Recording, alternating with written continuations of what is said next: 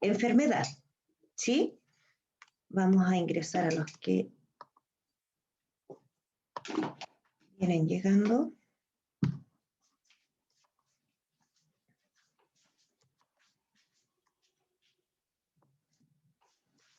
Entonces, acá tenemos...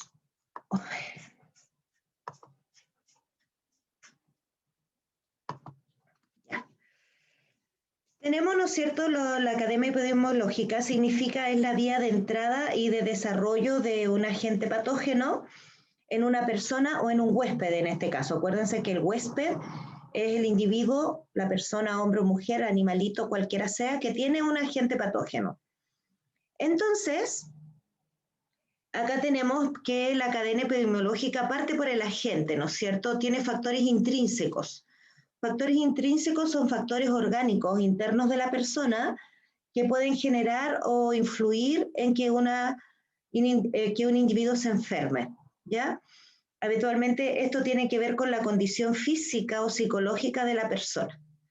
Habitualmente esto tiene que ver con su estado inmunitario y cómo va a reaccionar su organismo frente al agente patógeno.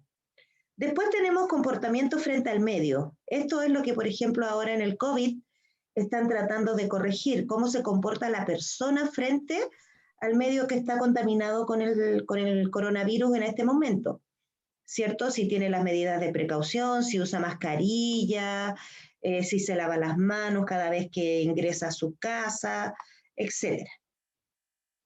¿Ya?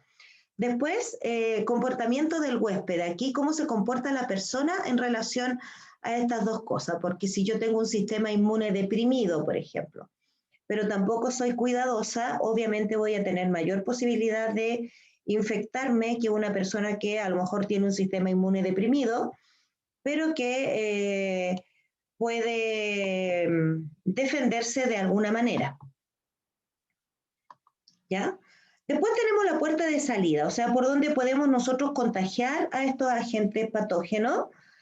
Las principales vías de salida del agente patógeno de nuestro organismo, chiquillos, son las vías respiratorias, por eso ahora nos obligan a usar mascarilla, por las microgotitas que quedan en el ambiente, ¿no es cierto? El sistema digestivo, por habitualmente algunas enfermedades como el cólera, por ejemplo, se transmiten a través de las deposiciones fecales. Afortunadamente, ahora que la mayoría de la población tiene alcantarillado, eso ya casi no se produce, excepto en unas zonas rurales donde todavía usan baños artesanales, digamos, o la gente no tiene baño de frentón. Otra vía de salida es la piel, pero en este caso siempre y cuando la piel tenga algún tipo de herida. Si la piel está sana, ¿no es cierto?, y no tiene ningún daño, habitualmente la piel no sería una vía de salida para agentes patógenos. Pero, por ejemplo, si tiene una ampolla, como en el caso del herpes que aparece acá en la boquita, ¿cierto? Esa ampolla se revienta, esa ampolla va a ser una vía de contagio para otra persona.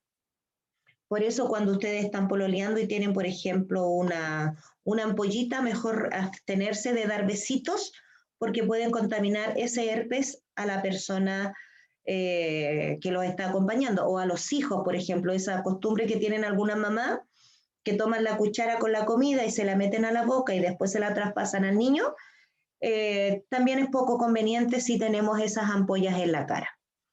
En el caso de la mujer embarazada, la placenta también es una puerta de salida para los agentes patógenos, a pesar de que la placenta durante la gestación actúa como un filtro, ¿no es cierto? Puede filtrar algunos agentes patógenos e impedir que el feto en formación se contamine.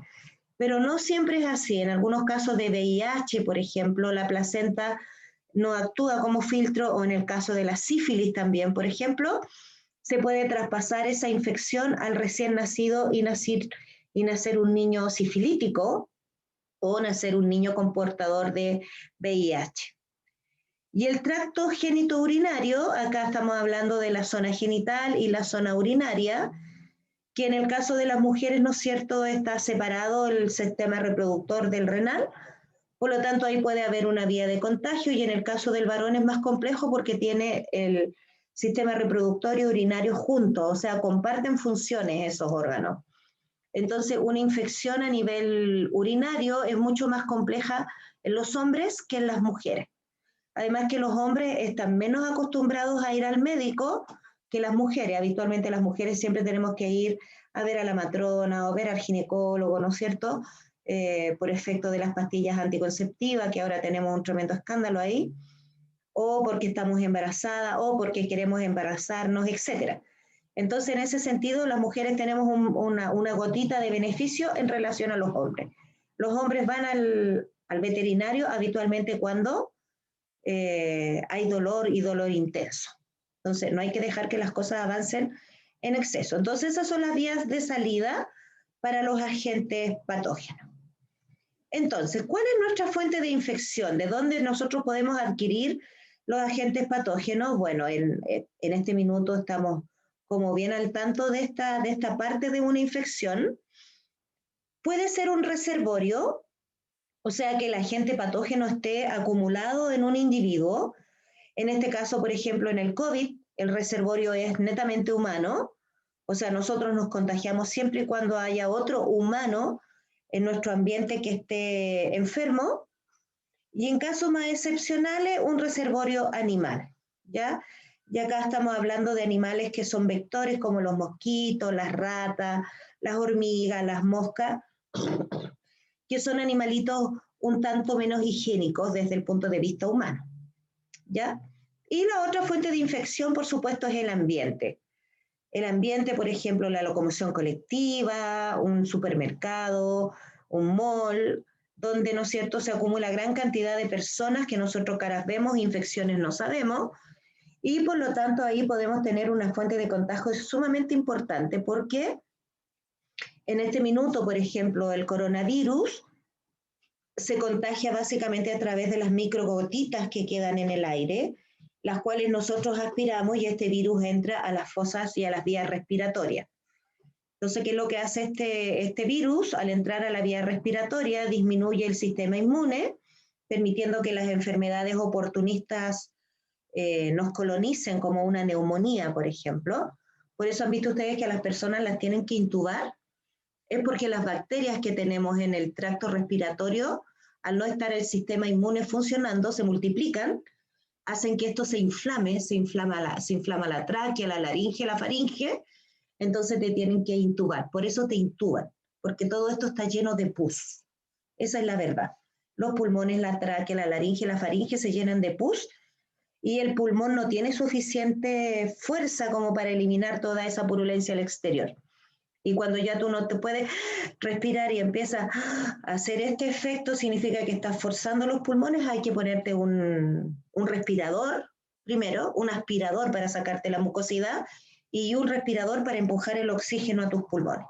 Por eso es tan dañino que te coloquen esa cosa en la garganta, porque te daña la faringe, la laringe, la tráquea y todo lo demás.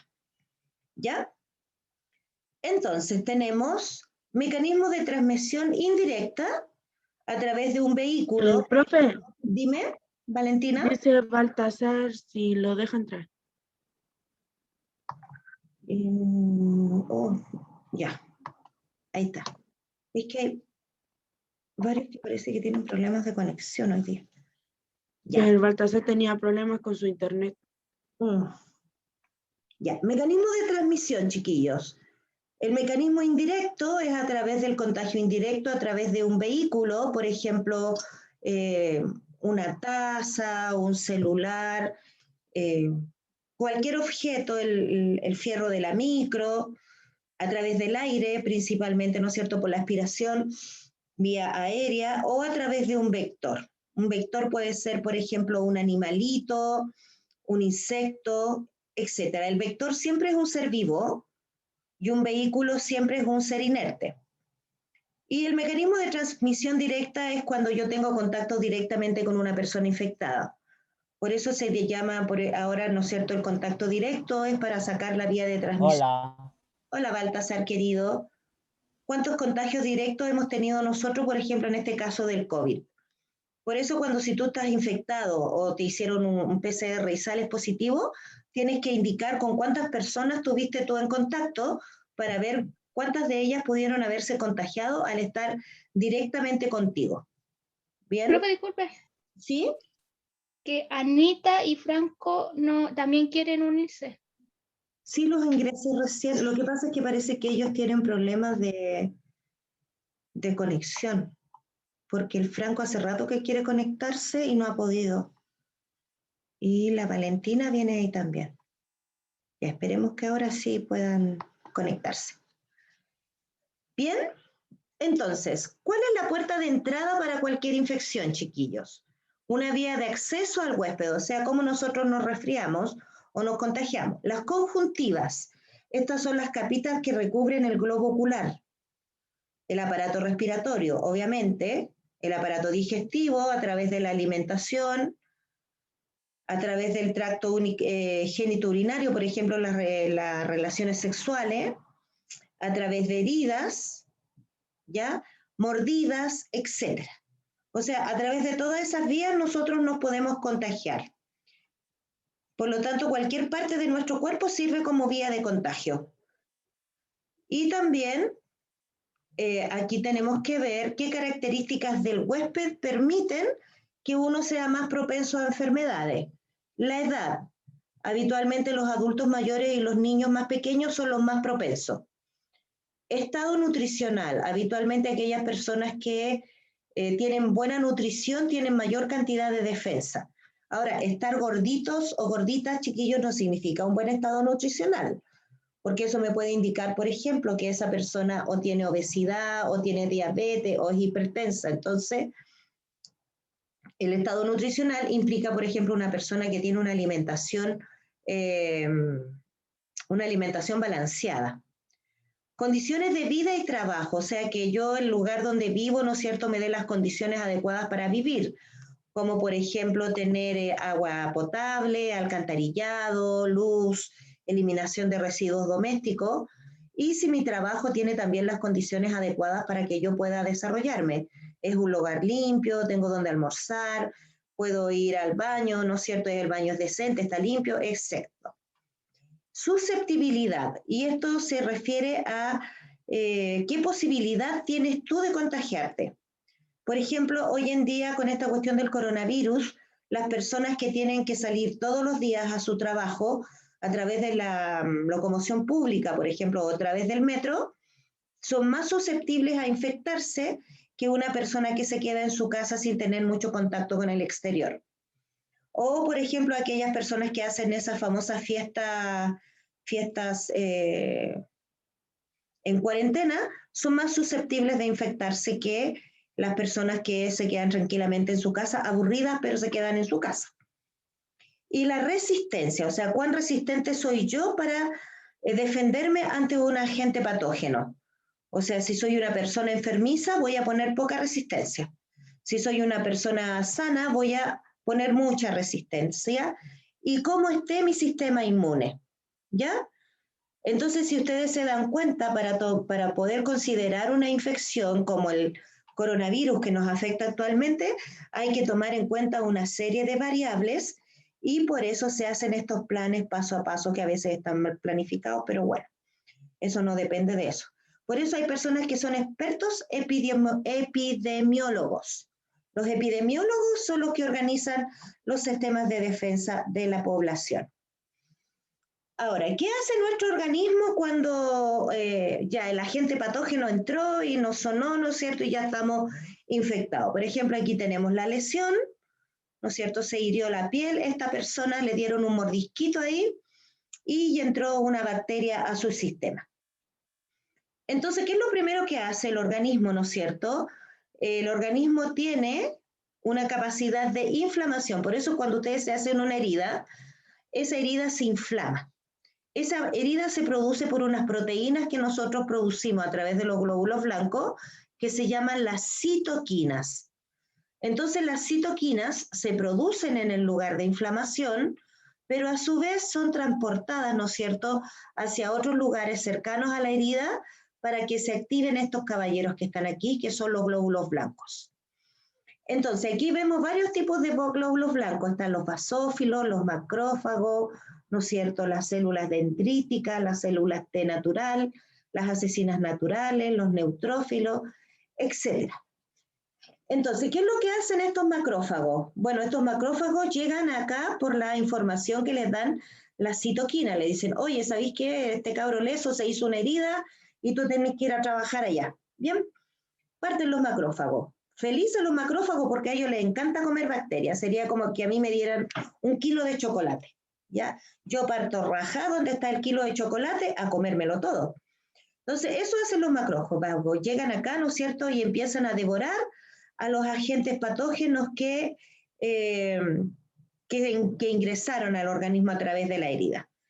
Entonces, además de los macrófagos que están ahí comiendo, ¿no es cierto?, felices y contentos, también se activan otros glóbulos blancos, como por ejemplo las células dendríticas. Entonces, estas células dendríticas, si ustedes ven aquí, entran en contacto con la citoquina, y las citoquinas entonces le dicen a esta célula que tiene que desplazarse al lugar de la infección.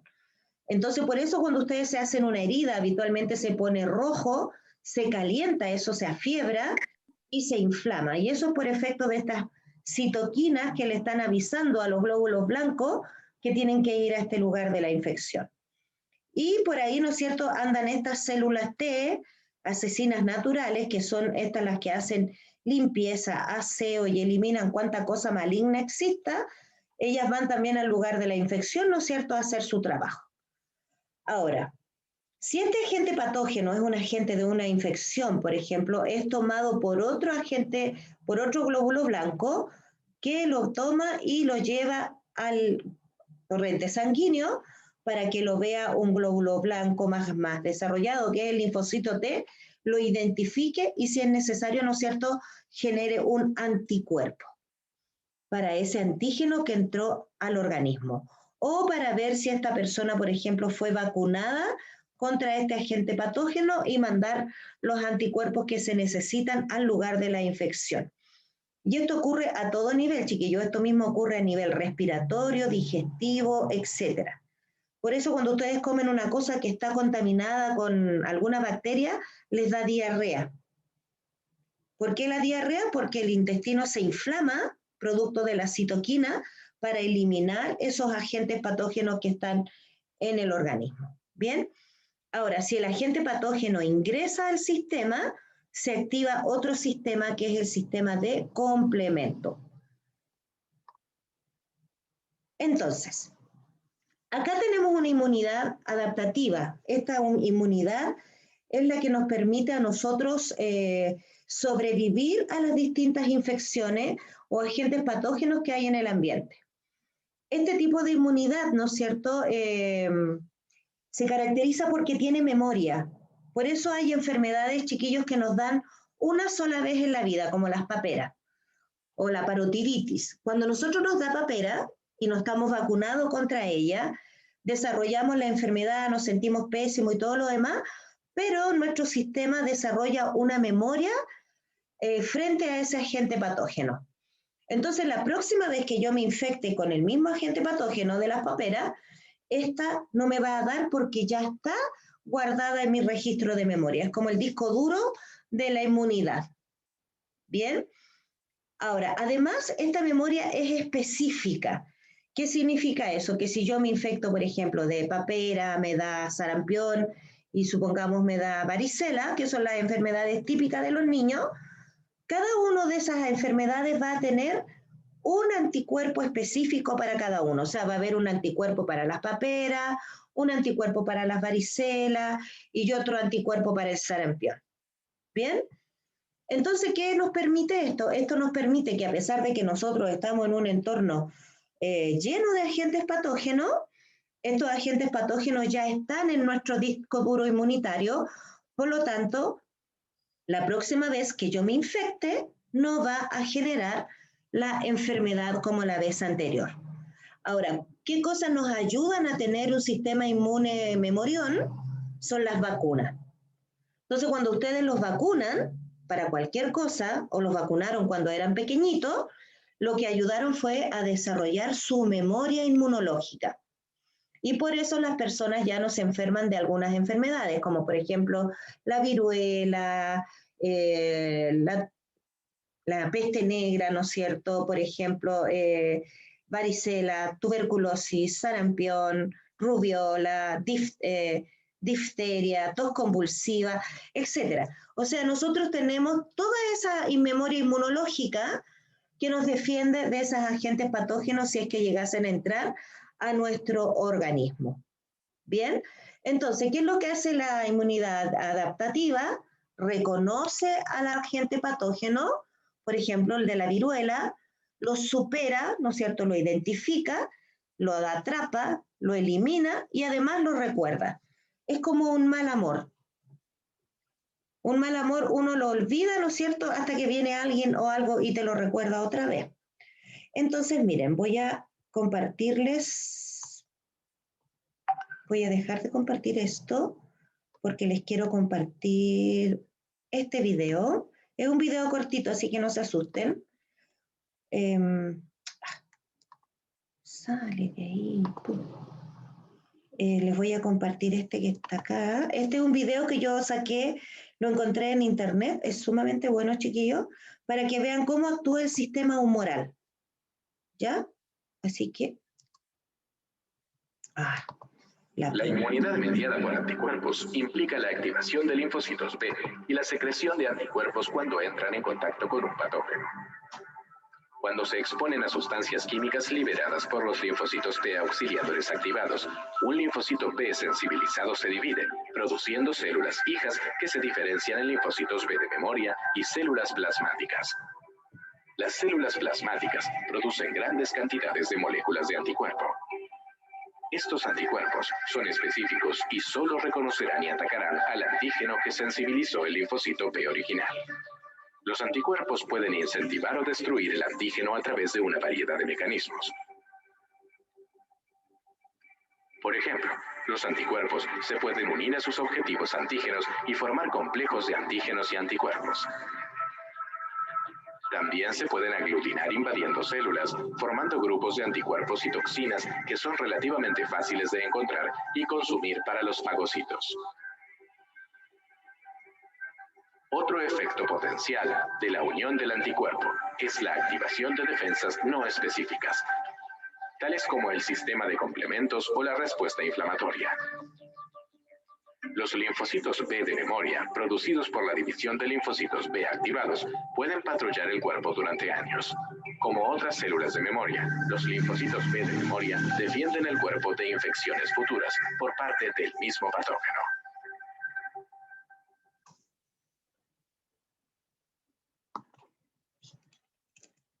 Bien. Entonces, como vieron, este es un sitio de internet, yo les dejé ahí la dirección, por si acaso ustedes lo quieren ver después. No estamos acá.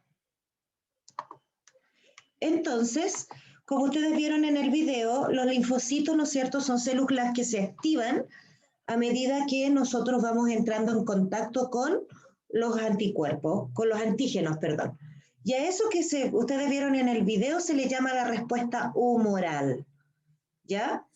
Esta respuesta humoral, chiquillos, habitualmente el concepto de humores en biología se refiere a los líquidos corporales que las personas tenemos en nuestro sistema.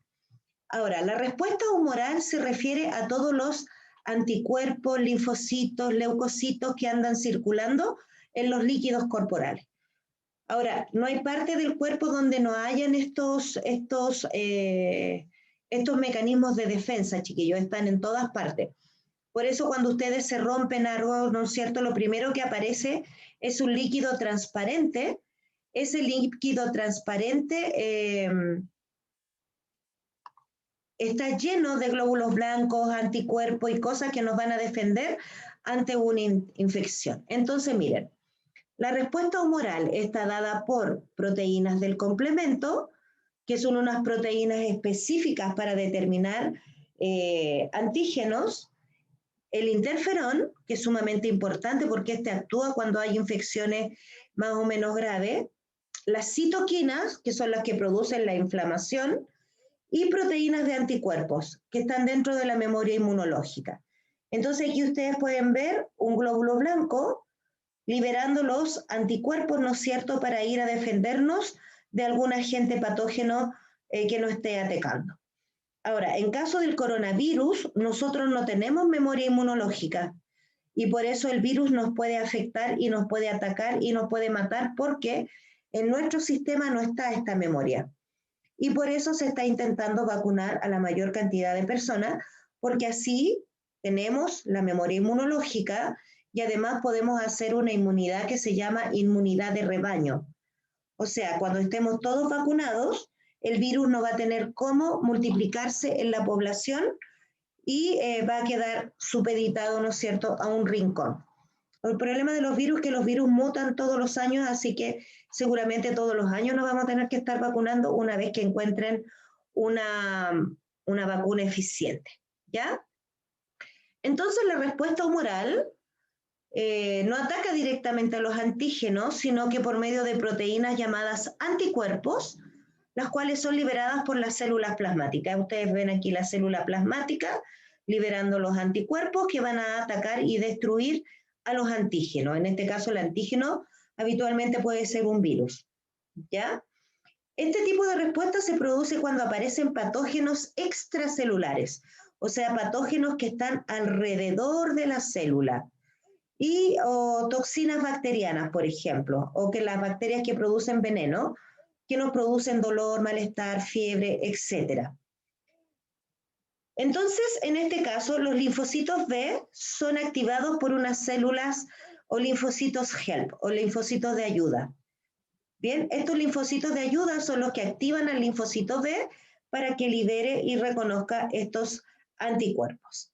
Al activarse el linfocito B, ¿no es cierto?, proliferan, eso quiere decir que se reproducen, aumentan en cantidad, apareciendo las células con la memoria, ¿ya? Porque hay linfocitos B que andan circulando en el sistema y una vez que llega una infección, este linfocito B la reconoce, el linfocito B se multiplica para poder producir altos anticuerpos para matar o eliminar o neutralizar a ese antígeno, ¿ya? Una vez que se reconoce el antígeno, se libera un anticuerpo específico que provocará la opsonización. Miren, esta opsonización significa que toman el antígeno, lo recubren, se ponen todos los anticuerpos encima, entonces lo dejan rico para que un glóbulo blanco se lo coma. O sea, es como cuando yo tengo una hamburguesa y la lleno con mostaza y mayonesa para encontrarla más rica. Lo mismo hacen los anticuerpos con los antígenos, los rodean, ¿no es cierto? Lo convierten en una cosita rica y eso se lo come el macrófago así con más ganas. Ñami ñami le hace el macrófago, se come al antígeno que nos está provocando la infección, ¿no es cierto? Y una vez que identifica al antígeno, entra al sistema de complemento porque queda en nuestra memoria inmunológica. Entonces, aquí tenemos la historia natural de la enfermedad, o sea, este es el ciclo que debiera seguir una enfermedad cuando no es tratada o cuando no tiene defensas para protegernos, ¿no es cierto? Esto entra dentro del sistema de salud y muerte. Entonces tenemos el inicio de la enfermedad, aquí cuando nosotros nos infectamos, adquirimos el agente patógeno. Aquí entramos a un punto crítico irreversible, que es cuando el patógeno nos parasita y invade nuestro organismo, y aquí en esta instancia, en el punto crítico, tenemos que hacer la detección de la enfermedad, o sea, identificarla, saber de qué se trata, quién es, quién nos está enfermando, y ponerle aquí solución. Ahora, si en la detección de la enfermedad el cuerpo o el sistema externo, el sistema de salud, no logra determinar quién es este agente patógeno, se produce la muerte de la persona. Como es lo que pasa ahora en el coronavirus, ¿no es cierto? Se inicia la enfermedad, la persona va a dar al hospital, se detecta la enfermedad, se le aplican los medicamentos, pero si la persona no es capaz de revertir la sintomatología de la enfermedad, tiene lamentablemente una alta probabilidad de muerte. Y ahora está comprobado que esto no tiene nada que ver con la edad de la persona, sino que tiene que ver con su condición física. Por eso actualmente los jóvenes se están viendo tan afectados por el coronavirus, porque tenemos cepas nuevas que afectan a nuestro sistema inmune en forma directa. Y de hecho, antes del año pasado, por ejemplo, se decía que los niños tampoco se infectaban o que la enfermedad era leve en ellos. Eso no es cierto, porque el coronavirus genera otra enfermedad en los chicos, que es una inflamación de los órganos internos, que es la famosa PIMP que está ahora. Entonces se inflama el corazón, los intestinos, el hígado, todo eso, y hay que poner tratamiento con antiinflamatorios, corticoides y todo lo demás. Entonces aquí tenemos la inmunidad natural, la que ya hablamos la vez anterior, ¿no es cierto? La que tenemos nosotros frente a los agentes patógenos que nos dio nuestra mamá. Y cuando fuimos lactantes, ¿no es cierto? Cuando pasamos por el canal del parto, fue la que nos dio nuestra madre. Y activa cuando nosotros nos enfermamos de algún agente patógeno, por ejemplo, cuando nos da sarampión. Esa es inmunidad natural. Puede ser pasiva o activa. Pasiva la que me dio mi mamá, activa cada vez que yo me enfermé. Y la inmunidad artificial, pasiva, por ejemplo, cuando nos colocan las inyecciones de suero con anticuerpos, como cuando nos dan la vacuna de la polio, que son unas gotitas que nos dan un suero, y activa cuando hay inmunización a través de vacunas, como la que se está tratando de hacer ahora. Por lo tanto, nosotros tenemos hartos mecanismos de defensa. El problema es que ahora los patógenos son mucho más agresivos que hace un par de años atrás, ¿ya? Y vamos a dejar iniciada el contenido para la próxima clase, que son las vacunas. Vamos a trabajar con vacunas. Echen una miradita en su libro de biología, el cuadro de vacunas que está, no sé si en la página 65 o 68, por ahí, para que lo revisen y lo vean.